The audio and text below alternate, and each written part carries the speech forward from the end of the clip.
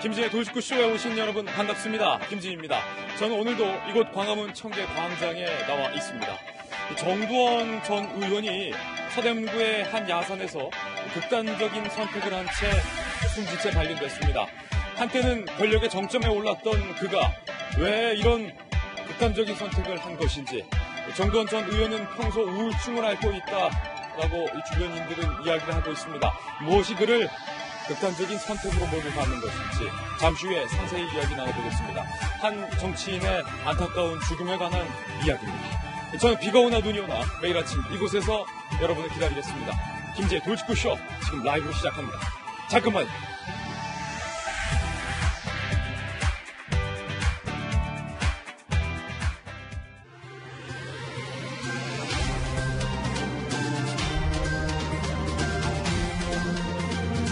신문 읽어주는 남자입니다. 정두원 전 의원이 왜 그런 선택을 했을까? 정두원 전 의원은 어떤 우울증을 앓고 있었던 것일까? 많은 사람들이 정 전 의원의 죽음을 안타까워하면서도 궁금해하고 있는 대목입니다. 오늘 신문들에서는 어떻게 보도하고 있을까요? 먼저 동아일보입니다. MB 정권 초까지만 해도 왕의 남자라고 불렸던 그런데 권력 다툼에서 멀어진 뒤 이딴 불운이 찾아왔다. 동아일보는 이렇게 쓰고 있습니다. 정두원 전 의원이 북한산에서 숨진 채 발견이 됐는데 정권 핵심과 갈등 이후 여러 가지 시련이 겹쳐왔다는 거예요. 특히 2016년 총선에서 낙선한 후에는 우울증을 앓았다. 서대문 을에서 낙선한 거죠. 작년에 재혼을 하고 또 참치집이죠. 일식당까지 열면서 재기의 의욕을 불태웠던 정두원 전 의원. 주변에서 이때까지만 해도 재혼도 하고 식당도 열었으니까 이제 괜찮겠지. 뭔가 안도의 한숨을 내쉬었는데 그런데 갑자기 이런 비보가 들려온 겁니다. 유서도 발견됐어요. 유서 내용 잠시 후에 상세히 보도하겠지만 화장해서 어머니 곁에 묻어달라라는 짤막한 메시지가 있었습니다. 정적이었던 정두원 전 의원을 향해서 MB 측에서도 빈소에 조문 메시지를 보낼 계획입니다. 고인의 명복을 빌겠습니다. 다음 신문입니다. 이번엔 조선일보입니다. 어제 오전과 오후에 청와대의 수위가 냉온탕을 왔다 갔다 했습니다. 특히 어제 오전까지만 하더라도 청와대에서 대안을 검토할 수 있다. 우리가 제시한 안이 최종적인 안이 아니다. 뭔가 유화적인 메시지가 나왔는데 일본 장관이 문재인 대통령을 공격하자 청와대가 맞대응하면서 강대강으로 가고 있는 모양새입니다. 특히 일본이 경제보복이라는 문 대통령의 지적은 틀렸다라고 말하자 청와대는 그렇다면 우리도 중재위 구성 공식적으로 거부한다. 일본의 요청을 거부했습니다. 일본은 국제사법재판소 카드를 꺼낼 것으로 보이고 있습니다. 여권 일각에서는요. 야 그러지 말고 강대강으로 갈 게 아니라 일단은 특사로도 보내자. 특사 필요성을 언급했습니다. 하지만 정부는 그럴 상황이 아니다라는 입장을 밝혔습니다. 그럼에도 불구하고 일본 통인 이낙연 총리를 일본에 보내야 한다라는 이야기가 물밑에서 나오고 있는 것 같습니다. 잠시 후에 그 이야기도 나눠보겠습니다. 다음 신문입니다. 이번엔 경향신문입니다. 복직한 MBC 계약직 아나운서들이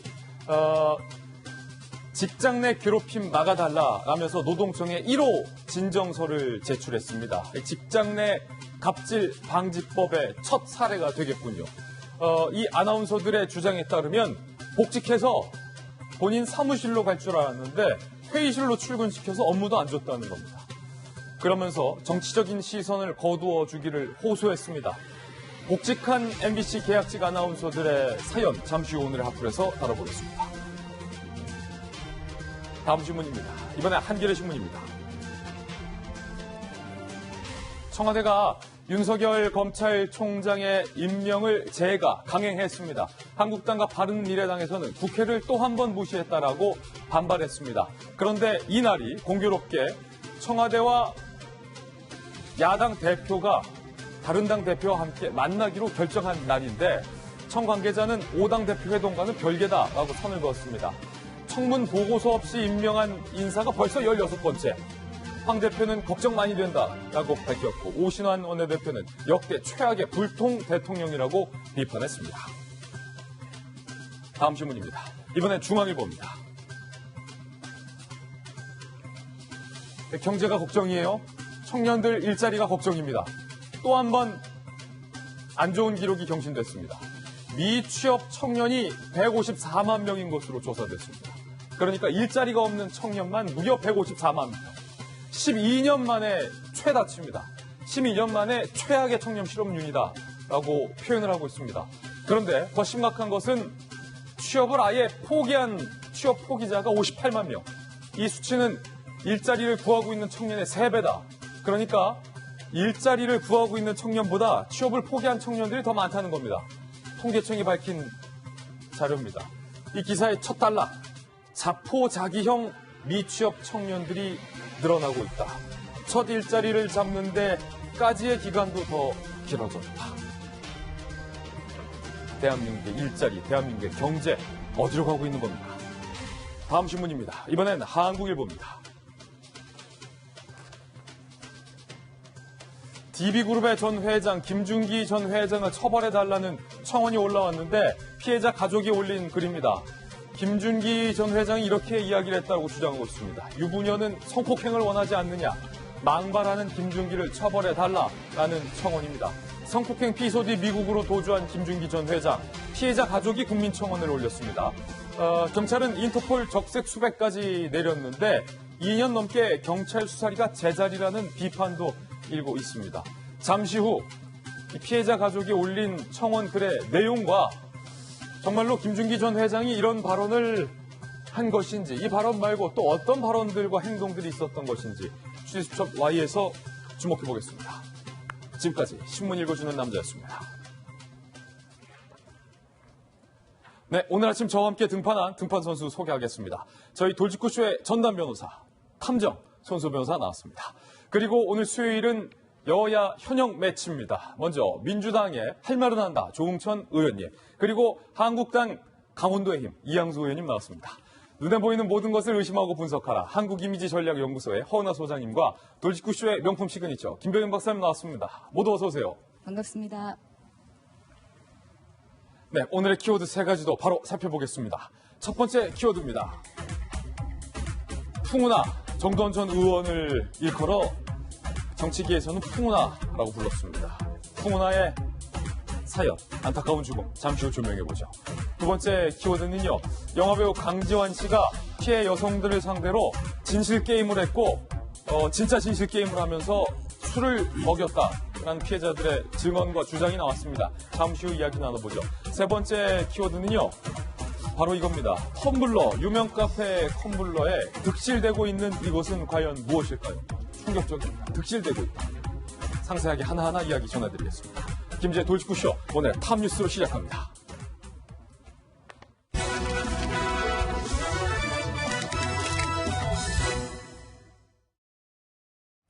탑뉴스 주제부터 공개합니다. 바로 이겁니다. 기운의 책사. 정치권에서는 그를 이렇게 불렀습니다. 정두원 전 의원의 안타까운 선택. 과연 그는 왜 이런 선택을 했던 걸까요? 정두원 전 의원이 남긴 유서의 내용 일부가 오늘 새롭게 공개가 됐습니다. 유서의 내용부터 바로 살펴보시죠. 유서를 남긴 채 극단적인 선택을 한 정두원 전 의원. 자필로 이렇게 썼다고 해요. 가족에게 미안하고 사랑한다. 장례는 크게 치르지 마라. 조용하게 치러달라. 어머니 옆에 화장해서 묻어달라. 그리고 유서의 마지막 인사는 여보 사랑해 라는 글을 자필로 정두원 전 의원이 남긴 유서가 발견됐습니다. 정치권에서는 정두원 전 의원의 비극적 선택에 충격을 금치 못했습니다. 이야기 들어보시죠. 정두원 의원도 우울증을 앓았던 건 사실이고요. 그거를 숨기지 않고 치료를 제가 받았던 걸로 알고 있습니다. 상태가 상당히 호전돼서 아시다시피 식당도 하고 방송에서도 활발히 했었는데 이런 선택을 하게 된 게 정말 너무나 충격적이고 아쉽습니다. 또 몇 주 전에는 정태근 의원하고 전 의원하고 정두원 의원하고 셋이 저녁 때 만나서 정치에게 세상 돌아가는 얘기 했었는데 그때만 해도 전혀 힘새를 채지 못했습니다. 나하고 정치 좀 잘 해보자. 대한민국 그 발을 세워보자 보시던 강한 의지를 가지고 있어서 최고까지. 작년 방송 출연하고 나서부터는 굉장히 달라지고 좋아져가지고 아직도 믿기지가 않아요. 최근 1년은 힘들어하는 게 없다니까. 골드 때문에 아니에요. 그럴 수가 없어요. 이유도 모르겠고 궁금하고. 워낙 갑자기 들려온 충격적인 소식이었기 때문에 아마 많은 분들도 상당히 놀라셨을 겁니다. 이 정치부를 오랫동안 출입했던 저 같은 정치부 기자들 출신도 그리고 정치권의 전현직 의원들도 상당히 놀라고 있는 분위기. 왜 갑자기 정두원 전 의원이 이런 선택을 했는지 모두가 안타까워하고 있는 상황입니다. 조금 전 유서에서 보셨던 것처럼 유서에 그렇게 긴 말이 담기지가 않았어요. 그냥 가족에게 미안하단 말, 장례는 조용하게 치러달란 말, 그리고 마지막에 여보 사랑해. 정두원 전 의원이 지금 재혼을 한 지 1년 정도밖에 안 된 걸로 제가 알고 있는데 그래서 더욱더 뭐랄까요, 아쉽고 안타깝습니다. 여보 사랑해 라는 말을 남겼는데 사실은 이양수 의원이 바로 지난달에 정두원 전 의원 만났잖아요. 그리고 특히 정 전 의원이 하는 산책집 가서 정 전 의원 만났잖아요. 그때 어떠셨어요? 전혀 이런 결과를 예측할 수 없을 정도로 평온하고 그리고 그 사모님하고 이제 아주 행복한 모습이셨고요. 그때 무슨 대화를 좀 나누셨어요? 저희가 이제 국회의원들이 가끔 그 식당을 갑니다. 예. 뭐 모임 같은 거 있으면 거기서 좀 하고 그러는데 항상 가면 우리가 도착할 때 인사를 하려고 기다리시거나 그다음에 만약에 도착할 때 못 뵈도 우리가 식사 마치고 나올 때쯤이면 인사하려고 또 밖에서 기다리고 계시거나 그리고 방 안으로 직접 오셔서 악수하고 가끔은 건배 제의도 한번 해주시고 가시고 그리고 지난달에는 우리가 이제 들어오고 나갈 때 정두원 선배께서 그 사모님하고 같이 서가지고 저희하고 다 인사를 하시고 그리고 그 옆에서 이제 사모님 이렇게 소개하면서 상당히 살뜰히 챙기는 모습을 보고 굉장히 아내를 사랑하시는구나 이런 느낌도 들었고 또 얼굴에서도 아주 평온하고 활기찬 모습이셔서 정말 이 소식을 듣고 너무너무 깜짝 놀랄 정도로 그런 생각이 들었습니다. 불과 몇 주 전까지만 해도 전혀 이런 낌새는 없었다. 예, 전혀 그런 건 못 느꼈고요. 정두원 그 의원께서는 사실 굉장히 소탈하고 소박하면서도 솔직한 사람이에요. 그래서 내가 아프면 아프다라고 이제 얘기하고 나 요즘 약 타러 병원 다닌다 이런 얘기를 주변에 스스럼 없이 하실 정도로 솔직 담백한 분이셨는데 그때 최근에는 그런 얘기가 없으셨고 그다음에 일식이집도 잘 되게 하려고 적극적으로 하시고 언론에는 발레 파킹도 정두원 의원께서 해준다 그런 얘기가 있었는데 그건 사실은 아니고요. 그냥 이제 오시는 분들 지인들 오면 인사하고 자주 좀 이용해 여기 이렇게 하고 편안하게 얘기하실 정도로 그렇게 하셨는데 전 사실 이분을 만난 게 2007년 때 2008년 대선을 앞두고 만났었어요. 그때 이제 이분은 대선 캠프의 전략기획팀장으로서 굉장히 핵심적인 위치에 있었고 가장 잘 나갔던. 저는 그때 이제 보좌관을 하고 있었는데 대선 캠프의 전략기획팀장이 보좌관들 몇 명하고 이렇게 식사를 하면서 아주 왜 이 정권이 수립이 돼야 되는지에 대해서 아주 열렬히 이야기하시는 열변을 토하시는 걸 보고 참 열정적인 분이다. 그리고 의원들이 보통 보좌관들을 좀 한 수 아래로 보는데 동지의 개념으로 이렇게 이 얘기하고 동료의 개념으로 얘기하고 하는 걸 보면서 참 괜찮은 분이다라는 인상을 들어가지고 우울증 같은 거 이런 거 있을 거라고 사실 그때 당시에 상상도 못 했었습니다. 그런데 그 이후에 이제 여러 가지 풍파를 겪으셨죠. 억울하게 감옥에도 갔다 오시고 나중에 무죄로 판명 났습니다만 그것도 갔다 오시고 또 낙선도 한번 또 경험을 하시고 이런 식으로 해서 여러 가지 어려움을 겪으셨는데 정말 이런 소식을 듣게 돼서 너무너무 가슴이 안타깝습니다. 불과 몇 주 전 직접 만났을 때까지만 하더라도 전혀 이런 낌새가 없었다. 그런데 극단적인 선택을 한 당일 오전에 라디오 프로그램에 출연해서 일상적인 방송을 다 했습니다. 정두원 전 의원의 그날 아침 방송 내용 일부를 직접 한번 들어보시죠. 결단을 잘 내렸는데 이제 거기 또 여러 가지 전제 조건이 있어요. 외교 안보 장관고라 이제 그런 지금 일본과의 문제에 있어서 좀 시급하니까 같은 목소리로 한 목소리로 이제 내는 게 필요하죠. 이 조건 없이 그냥 갔으면 좋겠어요. 이거. 글쎄요, 모르겠어요. 이때 방송을 들으신 분들은 그냥 일상적인 모습이다라고 생각하시는 분도 있으실 것이고, 또 지금 들어보니까 유독 이날 아침에 뭔가 목소리가 좀 다운돼 있다, 좀 이렇게 들리기도 해요. 김병현 박사님. 네, 정도원 의원이 하루에 뭐 한 개의 라디오 아니면 TV 프로그램들에 계속해서 출연했습니다. 원래 오늘 아침에 라디오도 정도원 의원이 고정으로 출연하고 있는 날로 저는 알고 있거든요. 오늘은 정도원 의원의 목소리 들을 수가 없었고요. 최근에 아침에 라디오를 저는 주로 잘 챙겨 듣는 편인데, 정도원 의원이 나와서 대담하고 있는 라디오를 들었을 때 평소와는 조금 다르게 목소리 톤이 굉장히 좀 다운되어 있다라는 생각을 지울 수가 없었던 것 같습니다. 다시 들어보니까 확실히 좀 목소리가 많이 침체돼 있어요. 그러니까 여러 가지 측면에서 대한민국이 처해져 있는 상황에서의 촌철살인 멘트를 던지거나 뭐 여당을 비판하거나 아니면 보수 야당에 대해서도 쓴소리를 않았던 정도원 의원의 멘트에는 특별한 차이는 없는데요.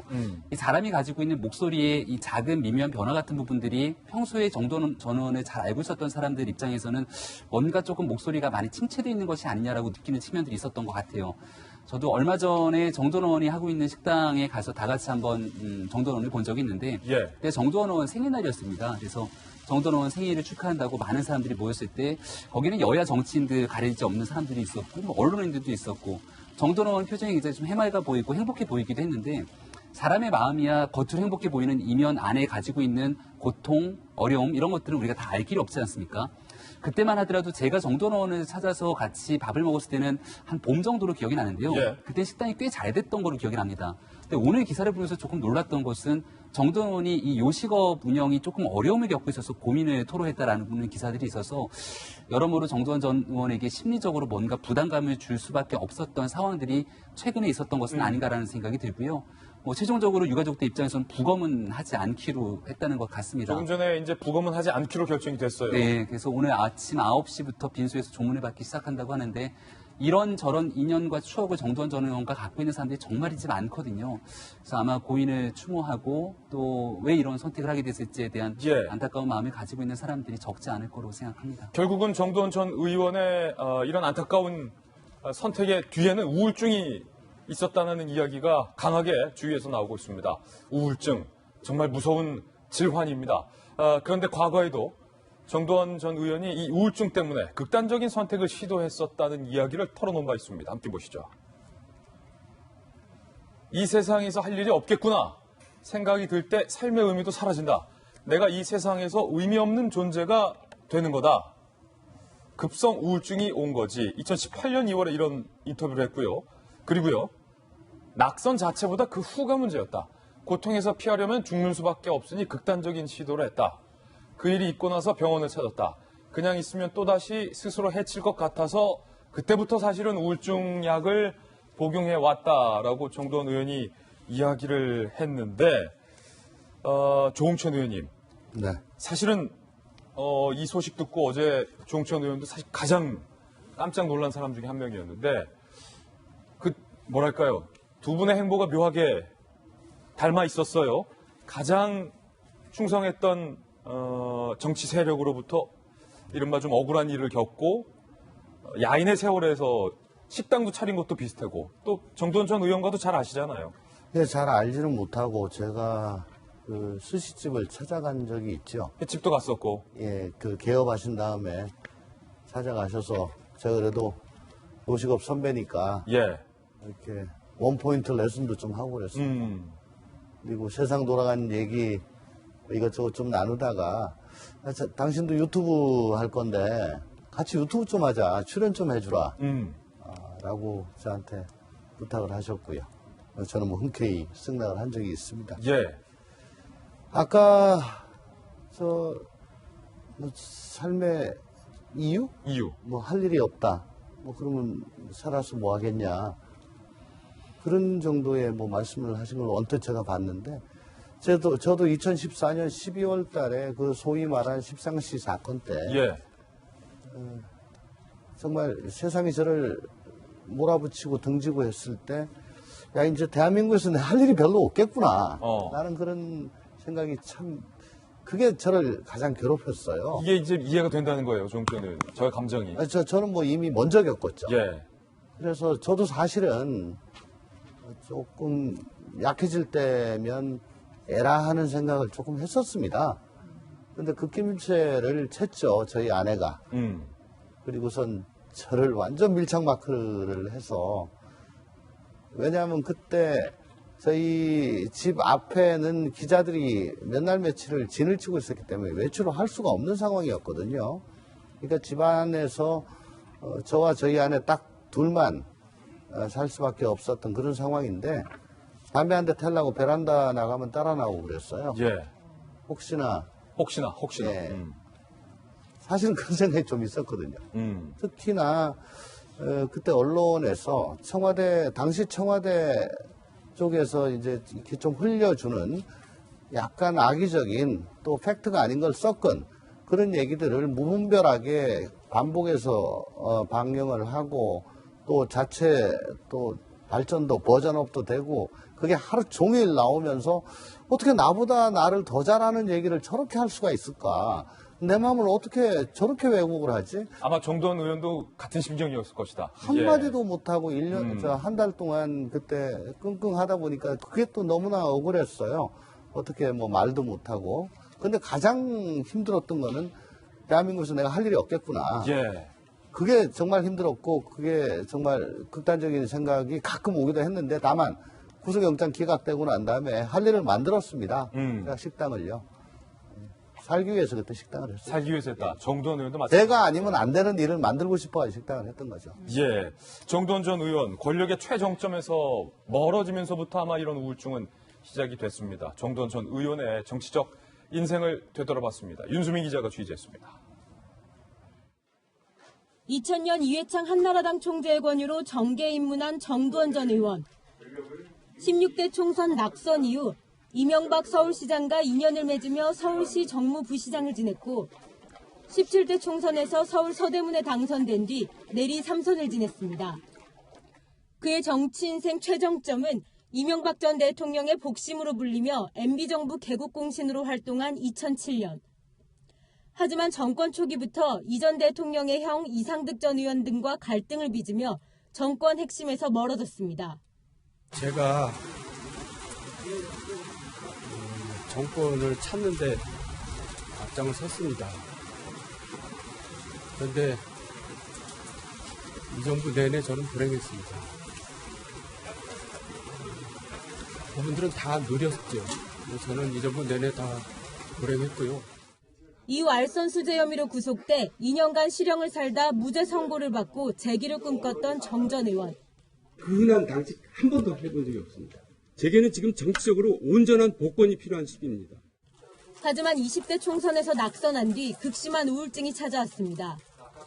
극단적 선택까지 했다가 정치평론가로서 활동을 하며 제2의 인생을 시작했습니다. 돈 벌려고 시작했다는 농담을 건네며 지난해 말부터는 마포의 작은 일식당도 운영했습니다. 정 전 의원과 가까웠던 전현직 의원들은 최근 우울증 때문에 상태가 좋지 않았다고 했습니다. 하지만 잘 이겨내겠다며 열심히 활동해 이런 선택을 할 줄 몰랐다고 허탈해했습니다. 한인 문제도 마찬가지예요. 우리가 차분하게 얘기해야 되는데 이걸 보수 진보 나눠가지고 또 뭐 얘기하거든요. 지금 그 말이 안 되는 거죠. 오늘 오전 라디오 출연이 그의 마지막 방송이 됐습니다. 채널A 뉴스 윤수민입니다. 자, 정도원 전 의원이 누구인가? 향년 62세예요. 경기고와 서울대 졸업 뒤 행정고시에 합격했고 이명박 전 대통령 서울시장 시절에 정무부시장을 맡아서 정계에서 입문을 했고 저 때부터 이제 어떤 MB의 어떤 대통령 만들기 플랜이 가동이 된 거죠. 2004년 17대 총선에 당선 뒤에 내리 3선, 2007년 MB정부 개국공신에 어떤 막강한 권력을 누리며 왕의 남자로 부상을 했죠. 하지만 18대 총선에서 이상득 전 의원과의 어떤 권력 다툼에서 밀려서 그때부터 비주류의 길을 걷기 시작했고 절정은 2012년 저축은행 회장으로부터 금품을 받았다는 혐의로 구속이 됐는데 만기 출소 후 최종에서 또 무죄 판결을 받기도 했습니다. 2016년 20대 총선 4선을 도전했지만 낙선, 이혼 등 개인적 불행이 겹쳤고 2018년 재혼 후 일식집을 열고 방송에서 정치평론가로 활동을 했는데요. 가장 큰 고난은 아마 불법 정치자금과 관련해서 구속이 됐었던 일일 겁니다. 무죄 선고 후 인터뷰한 내용도 저희가 준비됐습니다. 직접 들어보시죠. 많은 분들이 저에게 너무 억울하지 않냐고 하십니다. 하지만 저는 억울하기는커녕 모든 게 감사할 뿐입니다. 지난 2년 반 동안의 고난을 통해서 저는 너무나 많은 것을 얻었기 때문입니다. 지난날에 저는 매우 교만했습니다.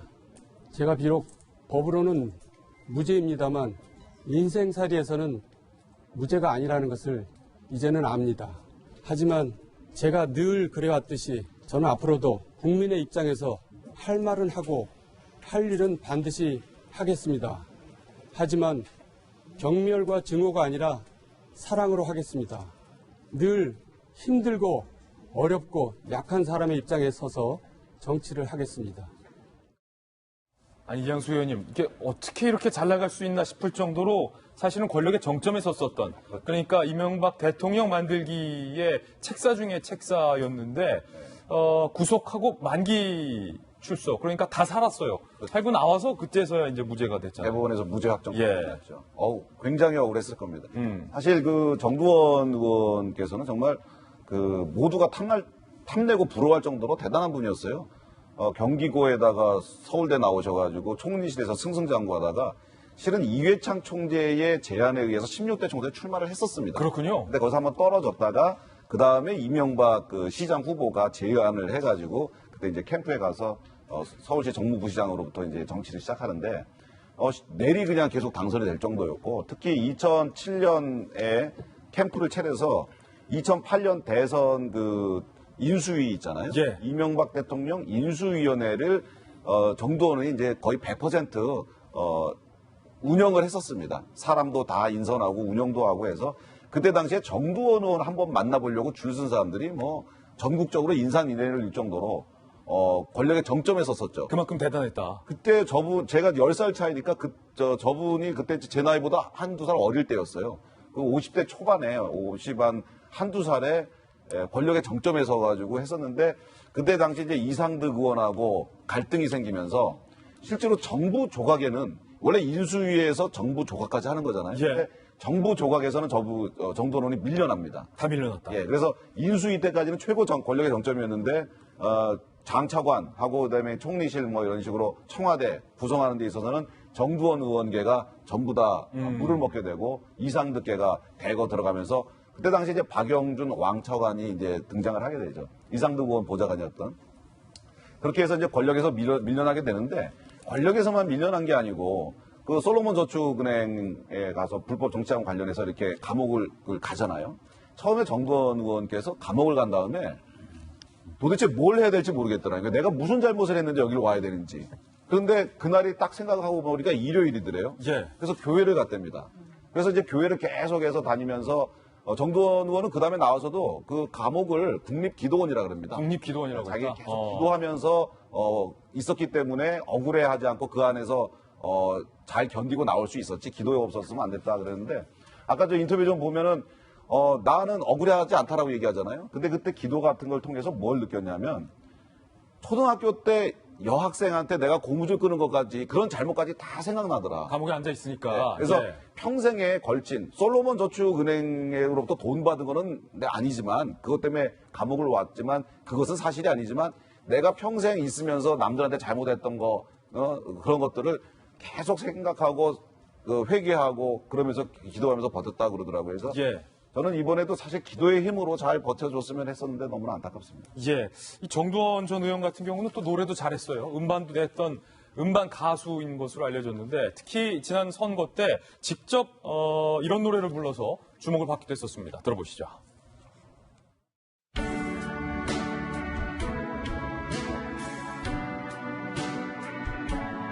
안녕하세요. 정두원입니다. 여러분을 위해 불렀습니다. 그대여 아무 걱정하지 말아요. 우리 함께 꿈을 꿉시다. 자, 지금 정두원 전 의원의 노래를 듣고 있는데 허나 소장님, 그러니까 이렇게 잘 나가고 다시 재기까지 시도하려 했었는데 너무 벼랑간에 어제 같은 충격적인 소식이 전해져서 여전히 이 부분에 대해서 많은 사람들이 이해할 수 없다라고 하는 거예요. 네. 결국은 우울증. 그렇죠. 일반 대중이 봤을 때는 사실은 미스터 쓴소리라는 애칭도 갖고 또 다른 멋이 있는 남자, 정치인으로 보였던 분이었기 때문에 그리고 저도 자동차 타고 다니면서 라디오 틀면 정두원 전 의원이 나오는 그 목소리는 자꾸 듣게 되더라고요. 그러니까 우리가 들을 수 있도록 얘기해주는 상당히 좀 대중과 가까워진 그런 의원이라고 생각을 했었는데 어떻게 이런 일이 있는지 믿을 수가 없습니다. 예. 정두원 의원 스스로 우울증은 정치인이 가지고 있는 숙명이다라는 이야기도 했었기 때문에 그 우울증을 잘 버티고 있을 거라고 생각했고 또한 자격증도 땄어요. 그 심리상담사 자격증 그리고 분노조절 자격증 그런 상담을 하면서 스스로도 카운슬링을 하고 남들도 카운슬링 하면서 제2의 인생을 살아가고 싶다라는 말씀을 하셨었는데 정말 믿을 수가 없습니다. 그런데 한 가지는 말씀드려보고 싶어요. 제가 이제 모시는 또 코칭하는 분들도 권력자라면 권력자일 겁니다. 기업에서요. 그러니까 정치인들의 삶도 다시 한번 되돌아보게 되는데 기업의 권력자들도 사실은 퇴직을 하거나 갑자기 이제 자기가 원치 않는데 내려오게 되는 경우가 있잖아요. 그렇게 되시는 분들이 우울증을 많이 겪습니다. 그러면서 저한테 스승님 저 어떻게 살아가야 됩니까? 라는 말씀을 저보다 한 20살이나 막 10살 많으신 분들도 그때 그런 말씀을 할 때가 있어요.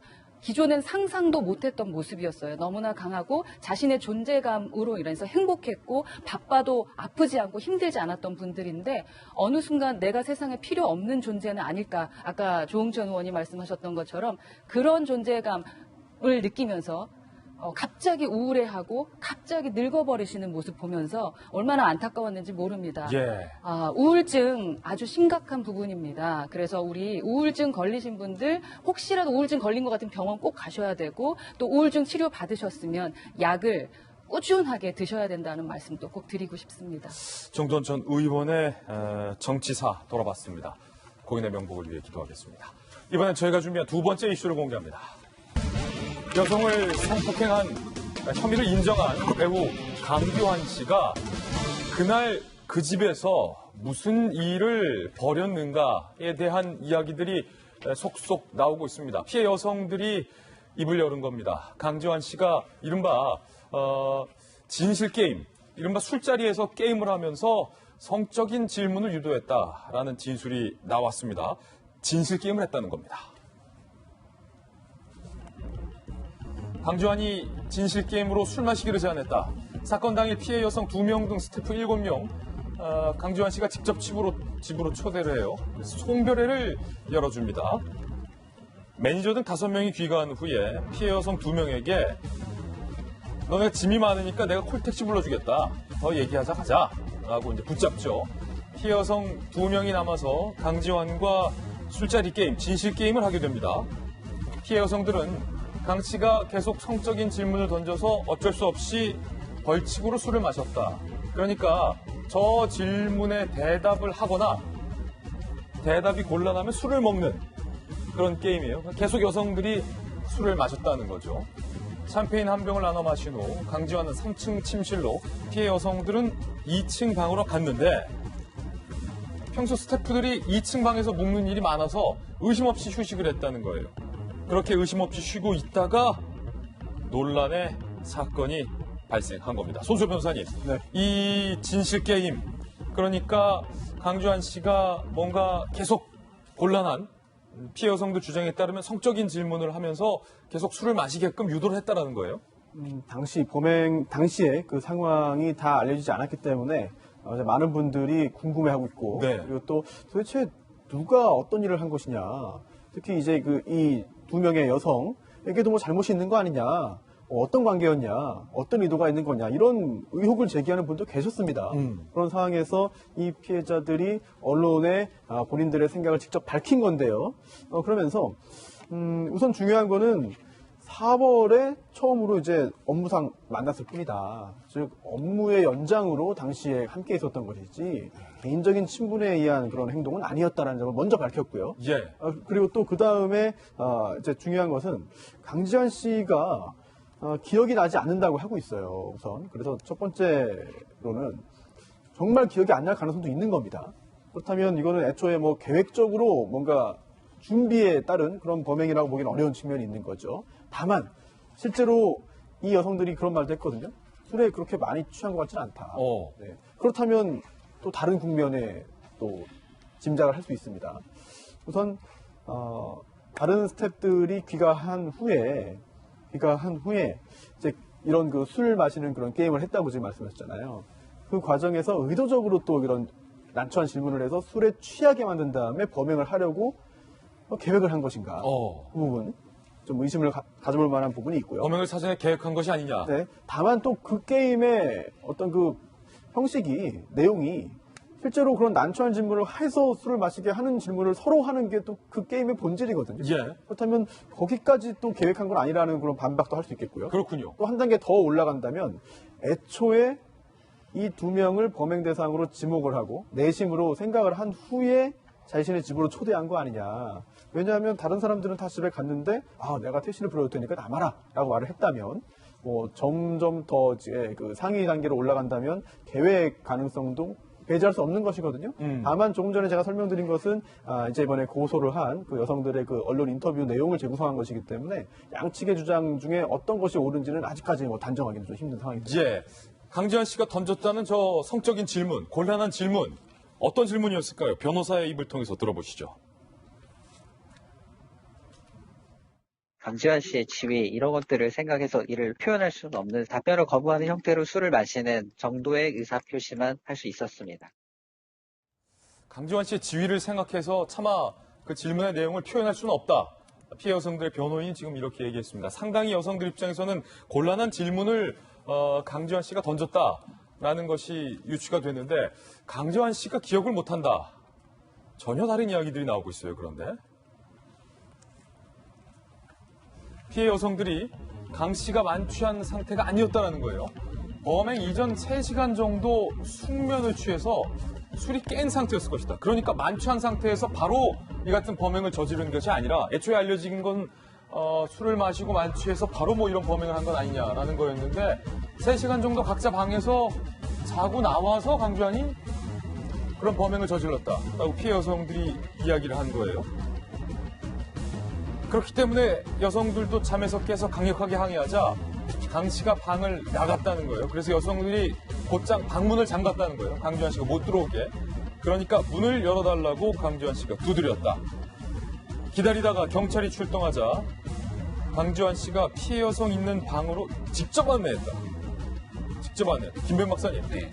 아니 이 정도면 강주환 씨가 취해서 기억이 안 날 정도의 취기가 아니라 직접 경찰에게 안내할 정도면 정신 상태가 어느 정도 말짱했다는 거 아닙니까? 그래서 강지환 씨가 애당초에는 아무것도 기억이 나지 않는다 해서 잘못을 뉘우치는 쪽으로 진술이 조금 번복되지 않는 상황으로 볼 수가 있지 않습니까? 얘기가 나오고 있는 게 6시 정도 경에 일단은 침실로 들어갔다는 거예요. 그러니까 저 주택 같은 경우가 단독주택이긴 하지만 펜션처럼 굉장히 크게 잘 지어진 집이라고 합니다. 그래서 2층과 3층이 구분이 되어 있는 상태이기 때문에 아무런 꺼리낌 없이 강지환 씨가 2층에 있는 방으로 안내하면 이 방에서 충분하게 편안하게 휴식을 취할 수 있는 그런 구조였던 것 같아요. 이 술을 나눠 마셨고 강지환 씨가 좀 취기가 있었기 때문에 3층에 있는 강지환 씨 방으로 이 여성들이 안내를 해줬다는 겁니다. 그리고 들어와서 충분하게 휴식을 취했던 상황이기 때문에 한 2시간, 3시간 정도 시간이 지났다라면 어느 정도 술이 취해 있더라도 좀 깰 수밖에 없는 상황으로 볼 수가 있는 거죠. 그런 상태에서 범행을 저질렀다면 이것은 만취한 상태에서 아무런 의식과 기억이 없는 상태에서 저질렀던 범행으로 볼 수 없다라고 볼 수가 있는 것이고요. 지금 저 집 같은 경우가 이 광주에 있는 시내랑은 차로 한 3km에서 4km 정도 떨어져 있는 거리이기 때문에 뭔가 교통수단을 이용해서 나가자면 나갈 수가 없는 것이거든요. 예. 근데 강지환 씨가 굳이 짐이 많으니까 콜택시를 불러줄 테니 한 잔 더 하자라고 해서 이 진실게임 많이 알지만 제 기억으로는 이거 고등학교 때 진실게임하고 대학교 초년생 지나고 나서도 이런 거 잘 안 했던 걸로 기억이 나거든요.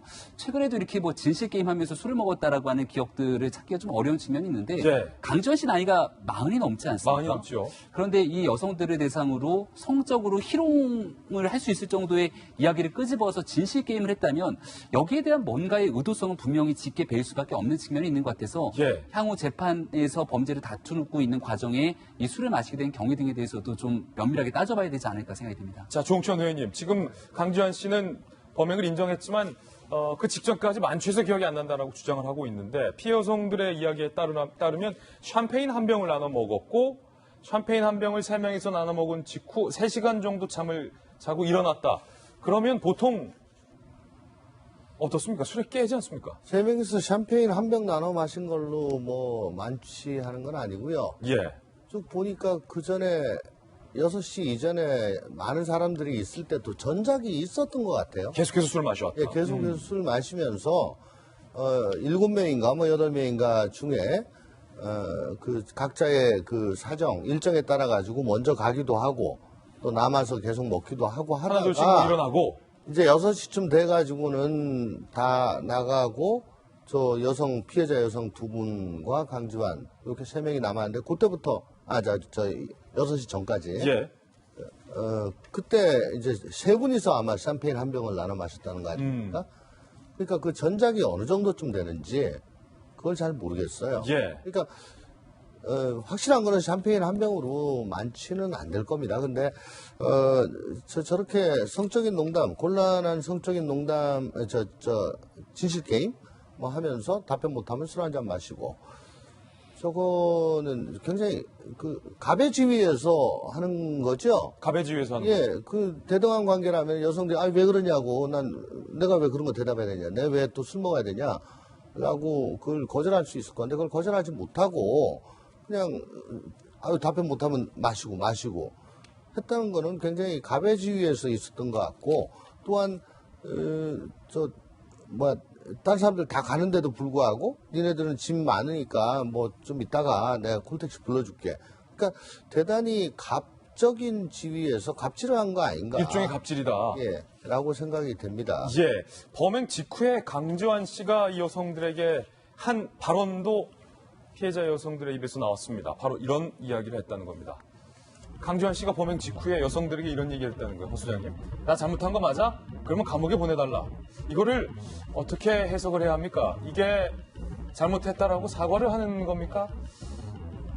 잘 모르겠어요. 사과는 아니라고 생각합니다. 좀 어이가 없습니다. 어떻게 저도 기사를 보다가 저게 딱 들어오더라고요. 스스로가 잘못한 걸 모르고 있는 것은 딱 지금 갑질을 하고 있는 거죠. 저 조응천 의원의 말에 동의하는데 네. 역시 보이는 것만 갖고 믿어서는 안 되는 것 같아요. 외적으로는 정말 젊잖아요. 이미지도 좋았습니다. 맞아요. 20대를 충분히 이해할 만한 그런 외적 이미지였어요. 그런데 확실한 꼰대입니다. 40대의 꼰대, 20대의 말을 못 알아먹는 그리고 갑과 을의 관계에서 회식 자리에서 자기가 원하는 만큼 무언가를 해보려고 하는 예. 정말 우리는 좀 들여다봐야 돼요. 이 강지환 씨의 이 머릿속에 있는 성의식이 도대체 어떻게 되어 있기에 저런 질문을 할 수가 있을까라는 생각이 좀 들고요. 인터뷰했던 내용 피해자들이 이런 얘기를 했습니다. 우리는 꽃뱀이 아니라 진짜 성피해를 입은 피해자입니다. 라는 인터뷰 내용을 보면서 가슴이 막 다 뛰더라고요. 저분들은 피해자입니다. 그런데 지금 그 피해자가 피해자인 것도 모르고 그 술자리에서 그리고 그 뒤에 내가 정말 잘못한 거라면 그럼 그때 가서 감옥 갈게. 분명 갑질이고 꼰대질입니다. 예. 강지환 씨가 과거에 본인의 집과 관련돼서 이런 인터뷰를 한 내용도 오늘 새롭게 드러났습니다. 이사 와서 바를 만들었는데 내가 여기다 왜 바 만들었냐면 저 앞에 바로 수영장이 보인다. 한강 수영장이 보이기 때문이다. 요즘 여름 시즌이니까 한강 수영장 개장 속속하고 있는데 이렇게 얘기했어요. 낮에는 혼자 캔맥주 마시면서 망원경으로 비키니를 입은 여성분들을 땡겨본다. 망원경으로 수영장을 감상한다. 과거 일본 방송에서 집을 소개하면서 이양수 의원님 이런 발언을 스스럼 없이 했다는 거예요. 그러니까 상당히 그릇된 성의식을 가지고 있는 것 같아요. 거기에 방송에서 공개적으로 많은 사람들한테 나는 집에서 맥주 마시면서 망원경으로 수영장에 있는 비키니 여성들을 본다. 이런 얘기를 한다고 하는 것은 아무 지금 죄의식 없이 하는 거잖아요. 예. 저분의 성인지 감수성이라든지 그 성의식이라든지 이런 것이 굉장히 왜곡돼 있고 과거에 그 남성 중심의 그런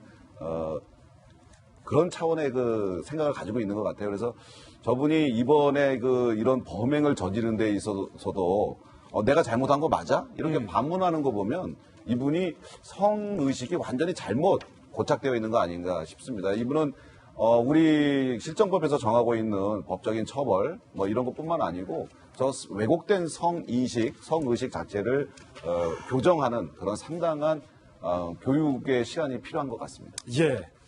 강지한 씨와 관련된 뉴스였습니다. 이번엔 세 번째 이슈를 소개합니다. 믿었던 유명 커피숍의 배신입니다. 처절하게 저희를 배신했습니다. 할리스 등 4개 업체 텀블러에서 납이 다량으로 함유됐고요. 스타벅스 등 유명 커피 전문점의 얼음에서 세균이 득실되게 발견이 됐습니다. 그 텀블러에 얼음 넣어 먹었으면 납 세균 다 먹은 겁니다. 이번에 적발된 내용 함께 보시죠. 지금 먹거리 엑스파일 없어진 지 얼마나 됐다고 커피 전문점 자꾸 이러는 거예요. 지난번 저 먹거리 엑스파일 했을 때 유명 커피숍에서 일회용 플라스틱 컵 계속 재활용하다가 저희들한테 적발된 이후에 깨끗이 하겠다 약속한 게 벌써 몇 년도 안 됐는데 이럴 겁니까? 자, MJC 텀블러에서는 기준치의 거의 880배가 넘는 납이 검출이 됐습니다. 그리고 파스쿠치의 텀블러에서도, 할리스의 텀블러에서도, 다이소의 텀블러에서도 기준치를 초과하는 납들이 이렇게 발견된 거예요. 마이크로 밀리그램이죠. 이렇게나 많이 1kg당 이런 밀리그램의 납 성분이 무더기로 지금 검출이 된 겁니다. MJC, 파스쿠치, 할리스 커피, 다이소에서 말입니다. 납뿐만이 아니었습니다. 얼음도 문제예요. 납은 발암 가능 물질이죠. 중독될 경우 빈혈, 근육이 약화되고 식욕부진 등을 유발하고 어린아이 경우 지능 발달 저하까지 우려가 됩니다. 이번엔 얼음. 자, 할리스 또 걸렸어요. 3곳에서 세균 나왔고, 스타벅스 6곳에서 얼음에서 세균 나왔습니다. 아이스 아메리카노. 특히 저희 같은 또 아저씨들은 얼음까지 씹어 먹거든요. 그 세균 씹어 드신 거예요. 이디야 7곳에서 얼음 세균 나왔고, 투썸 플레이스 6곳, 엔젤리너스 1곳에서 얼음 세균, 맥도날드, 주시, 롯데리아, 베스킨라빈스는 뭐 골고루 한 곳씩 다 총 41곳의 매장 얼음에서 이 같은 세균이 나왔습니다. 야, 이게 말이에요, 김배현 박사님. 네. 이 여름철 앞두고 말입니다. 사실은 전 이게 가장 충격적이에요, 오늘. 저도 하루에 아이스 아메리카노를 몇 잔을 마시는지 모르겠고, 방금 전에 얘기했던 아재들이 얼음 씹어먹다가 정확히 저에 해당되는 얘기거든요. 예. 너무 충격이고, 저게 지금 나와 있는 커피 전문점 안 가본 데가 없는 상황인 것 같습니다. 근데 충격적인 거는 오히려 편의점에 있는 이 얼음들을 보면서 이게 위생적으로 깨끗할까라는 생각이 드는데, 그런 얼음이 더 깨끗하다는 거예요. 지금 커피 전문점에서 제빙기라 그래서 이 제빙기를 바탕으로 얼음을 만들게 되는데, 이 과정 속에서 세균, 위생관리가 철저하지 못하기 때문에 많은 시민들, 고객들에게 이렇게 세균 덩어리가 그대로 노출되게 되는 상황이 볼 수가 있는데요. 이 여름철 앞두고 사실 식약처라든지 이 관리에 대해서 한치의 빈틈이 없도록 해야 되는 건 너무나 당연한 일 아니겠습니까? 예. 저도 김진 기자의 먹거리 엑스파일의 애청자였고, 당시에 커피 전문점에서 이 일회용 컵을 갖다 재활용한다는 얘기 듣고 너무 깜짝 놀랐는데, 그리고 나서 그런 모습들이 싹 없어지는 내용을 보면서 언론과 정부가 관심을 갖는 만큼 사실 국민들의 위생이 더 좋아질 수 있다는 생각이 지울 수가 없었습니다. 근데 지금 어느 정도 이 정부 당국이 너무 손을 놓고 있었던 것은 아닌가 생각을 지울 수가 없고요. 저는 이 남은 문제 하나만 좀 말씀드리고 싶은 건, 앞서 보면 이 리라쿠마라고 하는 캐릭터가 있는 텀블러에서도 납이 기준치에 엄청나게 많은 양들이 발생하게 되는데, 저희 아이들도 이 리라쿠마라고 하는 캐릭터를 좋아하기 때문에 텀블러를 가지고 마신 대로 그치지 않고 이걸 얼굴에 비비기도 하고 안기도 하고 여러 가지 행동들을 다 하지 않습니까? 예. 근데 이렇게 어떻게 어린 아이들이 사용하는 텀블러에서 저렇게 기준치를 수백 배가 초과할 수 있는 내용들이 나올 수 있도록 정부 당국이 손을 놓고 있었던 것인지 통탄을 금할 길이 없습니다. 예. 예. 저도 이제 과거에 식당을 하면서 업소용 제빙기를 사용했는데. 업소용 제빙기 쓰셨다. 예, 그게 일단은 저렴하니까 수도만 연결하면은 자동으로 빵빵빵 나오는데, 요즘 이제 크리스탈 얼음이 아주 이쁘게 잘 나옵니다. 예. 우선은 그 배관에 좀 문제가 있을 수도 있고, 혹은 급할 때 이 삽을 그 제빙기 전용 삽으로 사용해야 되는데, 급하면요 바가지로도 푸고 손으로도 짚고 막 그런다. 예, 그때 교차 오염이 될 수가 있는 거거든요. 그러니까 그거를 갖다 철저히 지켜야 되는데, 요즘 아이스 커피가 많이 나가니까 막 급하니까 저렇게 된 것 같고요. 텀블러 문제는 다행히도 내부보다는 외부 쪽에 그 페인트에 문제가 있다고 하는데, 그러면 정말 지켜야 될 것은 입 닿는 부위, 그 제일 윗부분, 그 부분만큼은 어떻게 규격을 정해가지고 착색이 된 게 아니고 그 스테인레스라든가 그 원색 있는 그대로. 그러니까 거기는 페인트 칠을 못하게 좀 그렇게 규격을 좀 바꿨으면 하는 생각이 드네요. 예, 이 뉴스를 접해들은 소비자들은 충격을 받았습니다. 그리고 해당 업체의 입장도 한번 들어봤습니다. 환경을 위해서 텀블러를 쓰는 건데 사람에게 유해하다는 생각이 들고 그렇게 생각하니까 점점 텀블러를 쓰는 게 기피되는 것 같았어요. 기준이 없다 보니 납품받는 업체의 관리를 요구하기 좀 어려운 상황이었습니다. 통보받은 즉시 판매를 중단하였고. 야, 아니 이양수 의원님, 특히 저 어린 아이들 두고 있는 엄마들 입장에서는 지금 세균 득실, 납득실 이 뉴스에 정말로 가슴을 쓸어내는 분들 많을 것 같아요. 우리나라가 뭐 개발도상국도 아니고요. 예. 후진국도 아니고 어떻게 그 아이들이 그리고 중고등학교 학생들, 뭐 대학생들 가리지 않고 즐겨서 쓰는 그런 텀블러에 납이 있다. 이거 정말 상상할 수 없는 일입니다. 도대체 우리나라 복지부나 식약청이나 이런 데 도대체 뭐 했는지 모르겠어요. 진짜 식약청 뭐 했는지 모르겠어요. 거기다가 저는 배탈 나본 경험이 사실은 좀 개발도상국에 가서 물은 사서 먹는데 거기에 들어가는 얼음 때문에 배탈 난다라고 많이 알려져 있죠. 예. 그렇게 해서 여행사에서도 가도 항상 얼음 주의하라 이렇게 얘기하는데 대한민국 1인당 GDP 3만 달러의 나라에서 어떻게 이런 저 유명 커피 전문점에서 세균이 득실하는 얼음이 나옵니까? 이게 예. 정말 정부 당국의 각성을 촉구하고 그리고 지금 우리 저 학부형들이라든가 아이 가진 어머니들이라든가 이런 분들 마음 안심되게 빨리 전수조사해서 국민들한테 이제 걱정 마시고 드시라라고 빨리 발표하시기 바랍니다. 예. 야, 정말 이거 제가 식약처 정부 믿고 먹거리 엑스파일 지금 일단 그만뒀는데 자꾸 이런 식으로 관리 안 하면 다시 합니다. 긴장들 하세요. 세 번째 이슈 전해드렸습니다. 이번엔 저희가 준비한 다음 순서입니다. 취재수첩 Y가 준비되어 있는데요. 이양수, 조홍천 의원 두 분은 또 국회에 바쁜 일정이 있어서 여기서 또 인사를 드리겠습니다. 감사합니다. 저와 함께 사건 풀로 이동하시죠.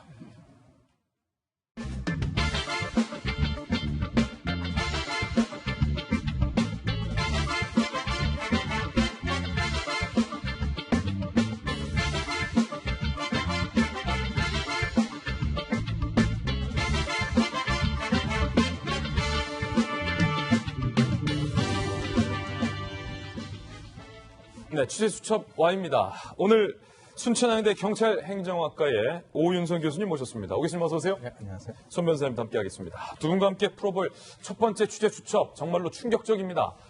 장애가 있다고 해서 자기 자식을 버린 비정한 부모, 아버지 직업 한의사입니다. 잘 나가는 부모가 아이를 버렸습니다. 이 사건의 전말 함께 보시죠. 야, 정말 어떻게 이럴 수 있나 싶을 정도의 안타까운 사연입니다. 장애 아들을 필리핀에 버린 비정한 부모. 지난해 청와대 국민신문고 게시글이요. 필리핀에 버려진 한국 아이라는 글이 올라왔어요. 게시글을 본 주 필리핀 한국 대사관이 해당 아이를 찾아서 신고를 했고 본격적인 수사당국의 수사가 시작됩니다. 알고 봤더니 내 아이를 코피노라고 속여서 필리핀에 버린 정황이 다 포착이 된 거예요. 부산에 거주하고 있는 남편 A씨, 47살의 한의사입니다. 그리고 48살의 아내 B씨가 꾸민 일이에요. 지난 2014년 11월쯤 이 한의사 아버지가 자폐 증상, 아주 가벼운 자폐 증세가 있는 친아들, 10살이었어요. 10살짜리 친아들을 필리핀에 데려가서 이 아들이 필리핀 부인과 사이에서 낳은 코피노다. 필리핀 호녀라라고 속이고 현지 한인 선교사에게 양육비 명목으로 3,500만 원을 돈과 함께 아이를 맡긴 후 연락을 두절했어요. 사실상 버린 겁니다. 이뿐만이 아닙니다. 혹시 자기 아들이 찾아올까 봐 무서워서 본인 이름과 아이의 이름과 아이의 여권도 회수했고요. 귀국 직후 본인의 전화번호까지 바꿔버렸어요. 이게 정말 아버지가 할 일입니까? 이 아이 필리핀 보육원 등을 전전합니다. 4년간 방치됐던 이 아이, 애초에는 가벼운 자폐증이었는데 이 4년 동안 중증 정신장애로 악화됐고 한쪽 눈까지 실명되는 일을 아이가 겪었습니다. 이 아이 무슨 죄입니까? 검찰은요, 아동복지법 위반 혐의로 친부 A씨를 구속 기소한 상황, 친모 B씨를 불구속 기소한 상황입니다. 오윤성 교수님, 정말로 비정한 아버지 어머니예요. 한의사면 경제적인 여건도 있었을 텐데 처음에는 가벼운 자폐 증세, 이거 충분히 부모님의 사랑으로 개선이 가능한데 어떻게 이렇게 내다버릴 수 있습니까? 그러니까 이제 이번 건 같은 경우는 돈이 원인이 아니었다라고 하는 거죠. 그러니까 이제 이 두 부부에서 이 아이의 존재라고 하는 것은 소위 얘기해서 이제 본인들이 번듯한 직업을 가지고 있고 그렇기 때문에 본인들이 꿈꿨던 그 아이라고 하는 것은 튼튼하고 공부도 잘해가지고 남들에게 보여주고 싶은 그런 아이였을 거라는 거죠. 본인 체면 깎인다고 아이를 버린 거다. 그러니까 이제 저는 어떻게 이제 이것이 뭐 적절한 비유는 아니겠습니다만은 이 사람들이 하는 여러 가지 행태들을 보면 마치 집안에서 키우던 유기견이 귀찮다고 버리는 거하고 심리하고 굉장히 유사하다 이렇게 보는 거죠. 보통 이제 부모들 중에서는 자식들이 어떤 장애를 갖고 있는 아이들에게 더 애정을 가지는 것이 가장 그 부모의 일반적인 마음이거든요. 사실 정상적인 아이라 하더라도 돌봄을 제대로 받지 못하면 그것이 어떻게 상태가 훨씬 더 악화되는데 말이죠.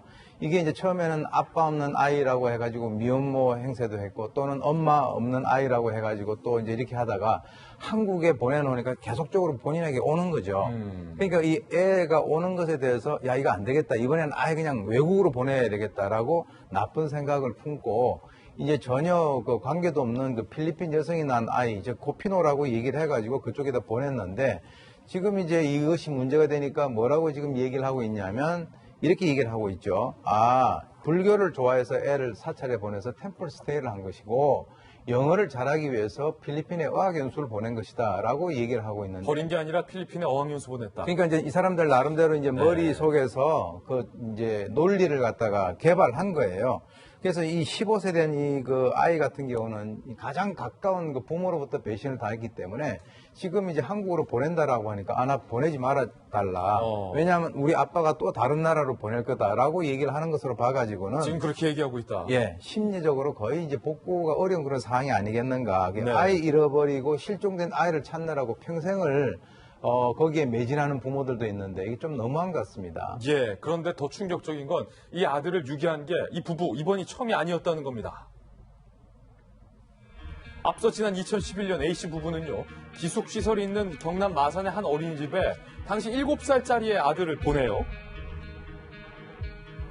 엄마 B씨는 그때 이렇게 얘기해요. 아빠 없는 아이다. 혼자 키우려니 참 힘들다.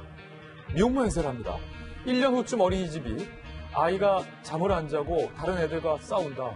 엄마도 있고 아빠도 있는데 저기 1년간 보내줬으니 아이가 얼마나 제정신으로 살겠어요. 도저히 못 받겠다. 어린이집 측이 이렇게 이야기를 합니다. 몇 달 뒤 2012년 여름, 이번엔 아빠 A가 충북의 한 사찰로 아들을 데려가면서 엄마 없는 아이다. 혼자 키우려니 힘들다. 아주 가지가지합니다. 1년 뒤 사찰 측에서도 도저히 못 맞겠다. A씨 부부는 2차례 아들을 방치 후 실패하자 해외 유기를 결심했던 것이 수사 결과 드러난 겁니다. 자, 오 교수님, 지금 아이를 유기한 게 이번이 처음이 아니라는 게 지금 드러났어요. 더욱더 나쁜 건 아이를 맡길 때 나이, 보호자, 이름, 주소, 본인의 연락처, 필리핀에 보낼 때도 이런 거 다 숨겼다고. 그러니까 이제 이 아이는 어차피 이 두 부부가 말이죠. 아이를 저렇게 보내놓고 난 뒤에도 해외여행을 즐겼다라고 해요. 해외여행을 즐겼다고요? 예. 그러니까 이제 어떤 의미냐면은 어차피 저 아이는 우리하고 인연이 아닌 아이다. 라고 본인들이 그렇게 생각을 하고 아예 그 중화를 시켰을 그럴 가능성이 크다. 이렇게 봅니다. 예. A씨 부부가 경찰 조사에서 해명을 했는데요. 그 해명도 참으로 황당합니다. 아이가 불교를 좋아해서 템플스테이 보낸 거다. 손소 변호사님. 네. 템플스테이 보낸 거고 아이 잘 되라고 영어 가르치려고 필리핀에 유학 보낸 거다. 지금 이게 어떻게 해야 됩니까, 손소 변호사님? 이게 말입니까, 이게? 물론 본인들이 지금 재판을 받게 됐으니까 본인들의 책임을 좀 회피하기 위해서 저런 이야기하는 것 자체가 법적으로 문제가 있는 건 아닙니다. 다만 도덕적인 비난은 강하게 받아야 마땅한 것 같고요. 그리고 저 주장 자체가 인정되지 않을 거예요. 어차피 인정 안 된다. 네, 왜냐하면 조금 전에 쭉 자세히 설명해 주신 여러 정황들이 분명히 증거로 다 존재하고 있고요. 게다가 이 아버지가 아이를 어딘가 데려가서 맡길 때는 엄마 없는 아이다라는 말을 했었고 예. 또 반대로 이 어머니 입장에서는 어머니가 데려가서 맡길 때는 아빠 없는 아이다라는 거짓말을 했고요. 그리고 또 실제로 코피노도 아닌데 본인의 자녀를 그렇게 거짓말을 했거든요. 그렇다면 그동안 했던 모든 내용들의 어떤 그 신뢰성, 진실성 이런 것들은 강하게 의심받을 수밖에 없는 상황입니다. 예. 그래서 저런 이야기를 하고 말도 안 되는 변명을 할수록 본인들에 대한 어떤 처벌 수위만 올라가지 않을까 이런 생각이 듭니다. 예. 공소시효가 지나서 여기에 포함되지는 않았는데 수사하다가 또 드러난 게 있는데 2010년, 그러니까 이거보다 훨씬 앞선 2010년에도 네팔의 전문 상담 기관에 아이를 3주 정도 맡긴 적이 있다는 게 알려졌는데 이것도 사실은 그때 당시 유기 목적 아니었을까요? 그럴 가능성이 굉장히 높은 것이죠. 또한 그동안 수년간에 걸쳐서 했던 이 행동들이 일관되게 해석할 수 있는 거예요. 따라서 단순히 자녀를 위해서 하는 행동이 아니라 본인들의 편리함을, 본인들에게 어떤 그 자유시간을 이런 것을 위해서 자녀에게 이런 행동을 했다면 이 부분은 엄연히 현행법에서 규정하고 있는 그런 유기와 방임에 해당할 수 있기 때문에 처벌 대상에 해당될 것입니다. 유기, 방임 한두 번이 아닌데 좀 강하게 처벌될 수 있겠죠? 그렇습니다. 다만 이런 행위가 물론 지금 현재 그 아버지는 구속됐고요. 또 어머니는 구속 안 된 상태거든요. 그렇죠. 만약에 부모 모두 유죄 판결이 선고된다 하더라도 문제가 또 있습니다. 왜냐하면 결국 지금 현재는 그 입원 상태라고 하지만 결과적으로 이 부모가 또 양육을 해야 되는 그런 상황은 또 존재할 수 있기 때문에 재판부 입장에서도 무조건적인 엄벌, 또 사회와의 격리를 부모 모두 사회 장기간 동안 격리하는 것이 과연 이 아이에게 도움이 되는 것인가, 유리할 수 있겠는가 이런 부분에 대한 고민도 할 수밖에 없는 상황입니다. 그렇군요. 가장 걱정은 엄마 아빠가 본인을 수차례 버리려고 했다는 것을 본능적으로 알고 있었던 이 아이의 상태. 결국 중증 정신장애, 실명까지 했는데 이렇게 얘기하고 있어요. 집에 가면 아빠가 나를 또 다른 나라에 버릴 거다. 아빠한테 제발 보내지 말아달라. 경찰 조사에서 이렇게 얘기했고 현재 이 아이는 국내 정신병원에서 입원을 해서 치료 중인 상황입니다. 너무나도 안타깝습니다. 우리 아이가 좀 잘 치료받아서 좋은 우리 사회와 어른들의 도움과 좀 살핌 받을 수 있게 되기를 저희도 간절히 좀 바라면서 지켜보겠습니다. 두 번째 취재 수첩 사건도 소개하겠습니다. 회장님의 충격적인 여성관, DB그룹의 전 회장이었던 김준기 회장이 이렇게 얘기를 했다는 거예요. 유부녀가 원하는 건. 가사도우미 A씨 성폭행 혐의를 받고 있고 지난해 1월 고소당한 김준기 전 동부그룹 회장. 어제 이 피해자 가사도우미의 아들이 국민청원 게시판에 글을 올렸어요. 김준기의 행적을 구체적으로 폭로한다라면서 김 전 회장을 즉각 체포해달라고 요청을 했습니다. 피해자 가족이 남긴 글 내용에 따르면요. 어머니가 옆에 있는데도 거리낌 없이 김준기 전 회장이 일본 음란물을 시청했다. 어머니를 앞에 두고 음란물 내용이 재밌었다, 좋았다, 품평을 하면서 성추행을 했다. 그리고 상상 불가의 여성관에 대해서도 주장을 합니다. 김 전 회장이 그 피해 여성에게 유부녀들이 제일 원하는 게 뭔지 아느냐? 성폭행 당하는 걸 제일 원한다. 라고 이야기를 했다는 거예요. 그리고 인터폴 적색 수배에서 호의호식한다라는 주장도 제기됐습니다. 이 정치원이나 공무원은 고발당하면 끝이지만 경제인들은 그냥 잊혀질 때까지 버티면 된다. 경찰 소환에 불응하는 것뿐만 아니라 질병 치료 명목으로 장기간 귀국을 하게 해서는 안 된다. 장기간 체류를 하고 있다는 거죠. 귀국을 안 하고 있다라며 호의호식하고 있다는 주장도 내세웠습니다. 그리고 또 하나의 지금 논란이 되고 있는 게 피해자 입을 막으려 돈으로 회유하려 했다라는 의혹도 제기됐어요. 여기서는 진실게임이에요. 김 전 회장 측은 합의된 관계였고 합의금도 이미 지급했다. 추가 거액을 요구하고 있다라고 주장을 하고 있고 피해자 측은요. 입을 다무는 조건 하에 생활비 명목으로 2,200만 원을 받았을 뿐이다 라고 진실게임을 벌이고 있는 상황입니다. 오윤석 교수님, 지금 피해 여성, 가사도우미의 아들이 글을 올렸는데 상당히 지금 글 내용이 구체적이고 또 충격적입니다. 네, 그러네요. 지금 이제 이 사람이 지금 경제인은 잊혀지면 끝이다라고 얘기했는데 이번에는 좀 힘들 것 같네요. 왜냐하면 이런 얘기를 하는 걸 보게 되면 그동안에 굉장히 오랜 그 경험이라든가 노하우가 축적되어 있는 그런 사람이 아니면 할 수 없는 그런 발언 같이 보이는데 예. 이 여성에 대한 아주 근본적인 어떤 그 성적 시각이 상당히 왜곡이 돼 있다 이렇게 볼 수가 있습니다. 그것은 일단 이제 그 여성들이 처음에는 싫어한다 하더라도 성관계를 갖고 난 뒤에는 본인이 마음대로 뭔가 할 수 있다라고 하는 그런 확신을 갖고 있는 것 같은데요. 이것이 이제 그 성폭행, 즉 그 강간에 있어서의 분류에 보게 되면 성취감이라든가 소유욕, 그리고 이제 어떤 정복을 위한 그 권력형 또는 권위형 강간으로 우리가 분류를 합니다.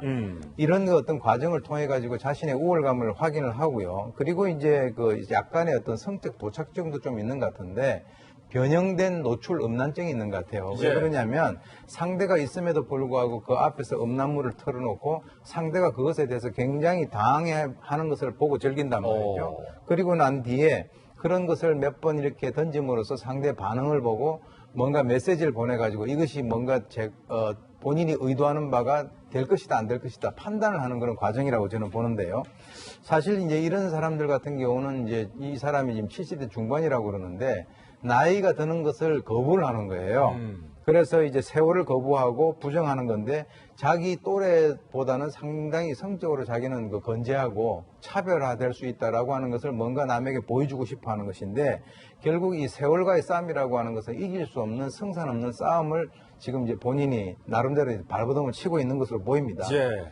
그 다음에 이제 이 선천적으로 여성이라고 하는 존재는 아까 지게 뭐 유부녀들이 뭐 원하는 건 이렇게 얘기를 한 것은 바로 이 여성이라는 존재를 바로 피학음란증이라고 하는 그 존재로 본다는 것이죠. 그래서 이제 그 강간이라고 하는 것은 또는 성폭행이라고 하는 것은 근본적으로 이 피해자 없는 범죄다라고 본인이 인식을 하고 있는 것 같고요. 그렇군요. 그리고 이제 여성을 이제 인격체로 대하지 않고 그리고 일회용 도구, 즉 우리가 이제 일회용 컵 뭐 이제 사용을 하면 바로 쓰레기통에 버리잖아요. 예. 그런 식으로 이제 생각을 하기 때문에 죄책감이 상당히 덜하고 또 돈을 쥐어주면은 뭔가 해결을 갖다가 할 수 있다라고 하는 나름대로 확신이 있는 것 같아요. 그래서 지금 이 사람의 머릿속에는 굉장히 오래된 낡은 그 합리화 시나리오가 그 머리에 꽉 박혀 있다. 지금 이제 이와 연관돼서는 뭐 예. 적절한 어떤 조치가 있어야 된다고 봅니다. 그렇군요. 지금 양측이 공방을 벌이는 게 바로 돈이에요. 합의한 관계다, 합의금이다, 아니다. 어떻게 보십니까? 우선 첫 번째로 그 합의라는 게 두 번 등장하는데요. 김 전 회장 측에서는 우선 그 뒤에 합의금은 이해가 되죠. 쉽게 무슨 말인지 압니다. 근데 그 앞에 오히려 합의된 관계였다. 합의된 관계였다. 이거는 합의금의 얘기가 아니라 애초에 강제로 어제 성폭행한 것이 아니다. 예. 합의하에 한 관계이다라는 주장이기 때문에 상당히 양측의 어떤 그 입장이 다를 수 있는 부분이고요. 네. 그리고 또 그 다음 단계, 이제 돈 관련해서도 양측의 입장이 좀 달라요. 우선 김 전 회장 측에서는 합의금이 이미 지급됐다. 2,200만 원 지급된 거고 그걸 수령했다. 따라서 일단 더 이상 문제 제기하지 않기로 합의했는데 그 후에 다시 문제를 제기하면서 추가적으로 거액을 요구했다라는 말을 하고 있는 것이고 예. 반면 이제 피해자 측에서는 이렇게 말합니다.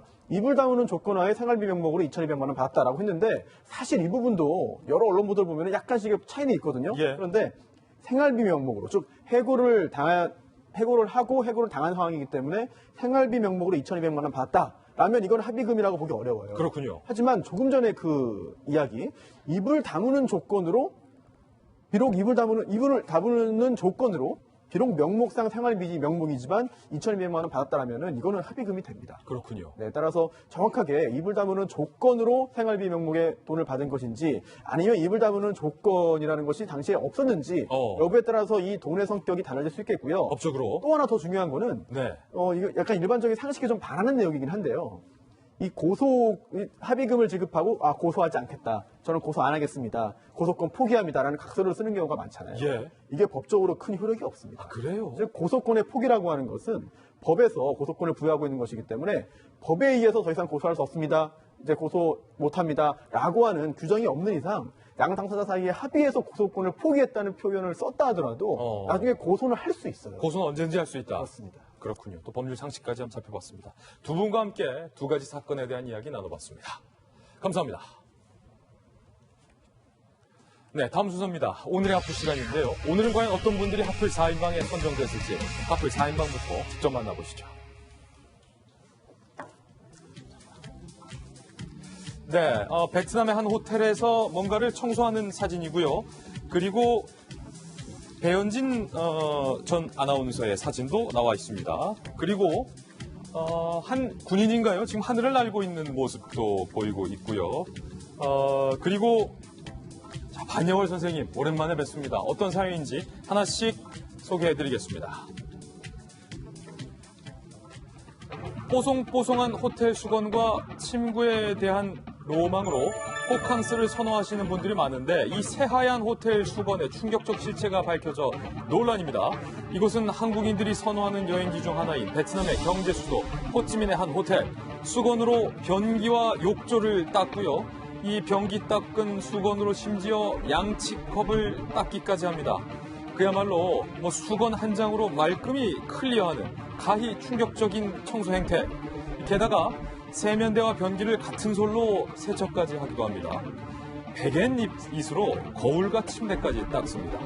또 어떤 날은 손님이 사용한 수건과 이불 역시 교체하지 않고 그대로 객실에 비치하는 등 그야말로 엉망진창. 베트남 언론이 현지 일부 호텔의 이 같은 청소관리 실태를 폭로해 베트남 전체가 발칵 뒤집혔습니다. 실제로 한 청소부는 취재한 기자에게 이렇게 당부했습니다. 호텔에 가면 절대로 수건을 쓰지 말라. 심지어 손님이 사용한 수건을 어떻게 다시 쓰면 되는지 몸소 시범까지 보였습니다.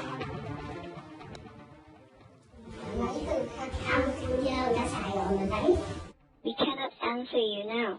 I don't have any other information rather than that. 일간지 뚜오이째는 호텔 측이 비위생적인 청소 실태를 크게 인식하지 않는 것도 문제지만 직원 한 명이 8시간 동안 15개 객실을 청소할 수밖에 없는 호텔 시스템 자체에도 원인이 있다고 지적했습니다. 이번 보도와 관련해 베트남 호텔협회 부장은 모든 베트남 호텔이 이같이 비위생적인 청소 실태를 보여주는 것은 아니다라고 하며 호텔 경영자들의 양심적 운영과 철저한 관리 감독이 필요하다고 충고하기도 했습니다. 야, 허은하 소장님, 네. 이거 충격적인데 사실은 요즘 베트남에 휴가를 떠나시는 한국 분들도 상당히 많고 네. 또 베트남 하면 또 우리 박강서 감독이 있기 그러니까요. 때문에 일단은 믿고 가는 분들이 많은데 오늘 먹거리 엑스파일 거리 많이 나오네요. 제가 예전에 승무원 시절 때 예. 저희 선배 중에 한 분이 여행을 갈 때, 그러니까 일하러 나갈 때 늘 수건을 챙겨 오시는 선배가 있었어요. 그래요? 예. 그리고 손잡이라던가 모든 데를 자기 수건을 썼었어요. 그래서 그걸 보면서 너무 까칠하다라고 했었는데 저 장면을 보니까 왠지 그랬어야 되는 건가라는 생각이 듭니다. 그러니까 조금 전에 사실 저희 스타벅스 얘기를 했었는데 진정한 서비스 품질은 보이지 않는 것도 믿을 수 있게 만드는 거거든요. 근데 스타벅스는 뭐예요? 얼음이 우리를 속였잖아요. 예. 그러면 근데 그건 스타벅스만의 문제가 될 수도 있어요. 근데 문제는 뭐냐면 베트남의 호텔이라는 거예요. 호텔은 관광 상품입니다. 여행을 가는 사람들이 쓰는 거기 때문에 국가의 브랜드 가치와 국가의 서비스 품질까지도 영향을 미칠 수 있어서 이건 그냥 넘어가선 안 될 것 같아요. 우리 박항서 감독을 생각해서라도 예. 베트남의 국가 브랜드 가치를 높이는데 빨리 신경을 써야 될 것 같다는 생각이 듭니다. 첫 번째 충격적인 소식이었고 두 번째 하플 주인공도 바로 만나보시죠. 어제부터 시작된 직장 내 괴롭힘 방지법. 이와 관련해 MBC 뉴스의 메인 앵커 출신인 배현진 한국당 당협위원장이 MBC 재직 당시 겪었던 일화를 폭로했습니다. 2012년 민주노총 언론노조 파업 당시 파업에 참여하지 않고 현업에 복귀했다는 이유로 겪어야만 했던 아픈 과거를 떠올리며 주장을 한 건데 본인과 관련된 일명 양치 대첩과 피구 대첩을 퍼뜨리며 이익을 취했던 선배, 상사를 꼬집은 겁니다.